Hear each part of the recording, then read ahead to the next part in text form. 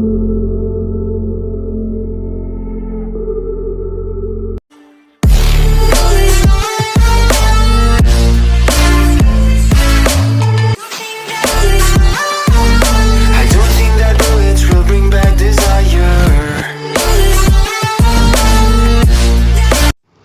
Hello வணக்கம், welcome to our made on page. இன்றைக்கி நம்ம சேனலில் எதை பற்றி பார்க்க போகிறோன்னா கூண்டு செய்வது எப்படி.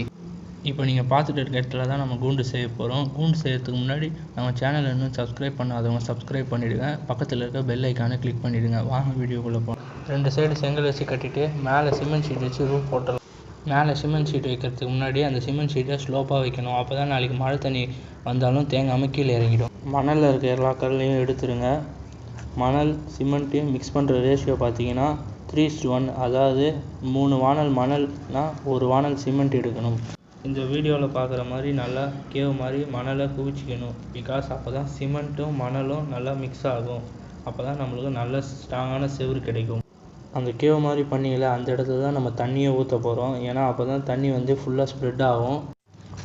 தண்ணியை மிக்ஸ் பண்ணும்போது ரொம்ப சாலிடாக இல்லாமல் ரொம்ப லிக்விடாகவும் இல்லாமல் செமி சாலிட் ஸ்டேஜில் மிக்ஸ் பண்ணிக்கோ.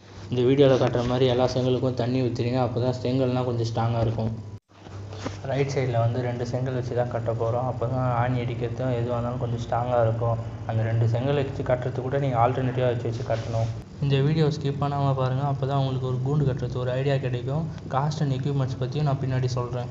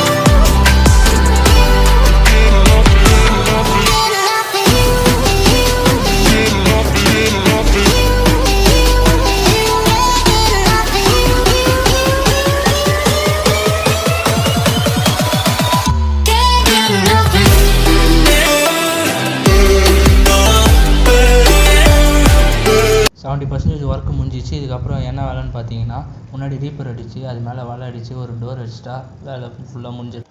இந்த கூண்டை செஞ்சது நாங்களே தான் செஞ்சோம். இன்கேஸ் நீங்கள் ஒர்க்கரை வச்சு செஞ்சீங்கன்னா லேபர் சார்ஜ் 2000 ரூபாயிலேருந்து 2500 வரும் இந்த ஒரு கூண்டு செய்கிறதுக்கு. இந்த கூண்டை செய்கிறதுக்கு எவ்வளோ காஸ்ட் ஆச்சுன்னு பார்த்தீங்கன்னா, செங்கல் ஒரு 500லேருந்து 550 செங்கல் தேவைப்பட்டுச்சு. சிமெண்ட் ஒரு மூட்டை தேவைப்பட்டுச்சு. அந்த ஒரு மூட்டையிலேயும் முக்கால்வாசி தான் தேவைப்பட்டுச்சு, கால்வாசி மீந்துடுச்சு. மணல் பார்த்திங்கன்னா ஒரு 3 மூட்டை தேவைப்பட்டுச்சு. ரீப்பர் 300 ஆயிடுச்சு காஸ்ட்டு. வலைக்கு 400 ஆயிடுச்சு. இந்த பாட்லாக்கு ஆணி கீழே அதெல்லாம் சேர்த்தா ஒரு 40 வந்துடுச்சு. மொத்தமாக அப்ராக்சிமேட்லி பார்த்தீங்கன்னா 4500 to 5000 ஆயிடுச்சு.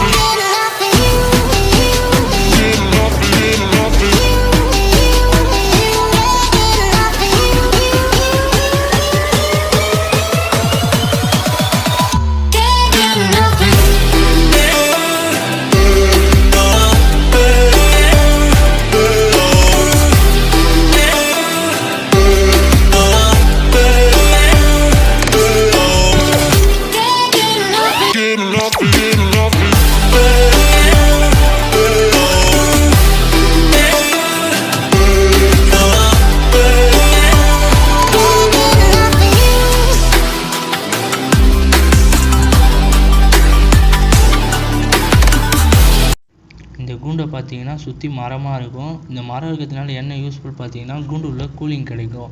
அப்போ தான் இந்தமாரி சம்மர் டைம்லலாம் நம்மளுக்கு கொஞ்சம் யூஸ்ஃபுல்லாக இருக்கும். உங்கள் வீட்டாண்டே இந்தமாரி சுற்றி மரம் தான் நீங்கள் வைக்கலாம். அப்படி இல்லைன்னு வச்சிங்கன்னா ரூஃப் மேலே அந்த தென்னை ஓலை அந்த மாதிரிலாம் போட்டு வச்சிங்கன்னா இன்னும் கொஞ்சம் கூலிங், அதுவும் கொஞ்சம் கூலிங் தரும். இந்த கூண்டோட டோர் சைஸ் பார்த்தீங்கன்னா 2க்கு 2 தான் இருக்கும். எவ்வளோ பெரிய ஆளாக இருந்தாலும் உள்ளே போயிட்டு வரலாம். லவ் பேர்ட்ஸ்லாம் நம்ம சின்னதாக தான் கூண்டு வைக்கணும். ஏன்னா நீங்கள் திறந்து உள்ளே போகும்போது பெரிய டோராக இருந்துச்சுன்னா டக்குன்னு வெளியே வந்துடும். அதனால் இந்தமாதிரி சின்ன டோராக வச்சுக்கோங்க. சரி, ஓகே, நம்ம கூண்டோட அவுட் சைட் வியூ ஃபுல்லாக பார்த்துட்டோம். வாங்க இன்சைட் வியூ போய் பார்க்கலாம்.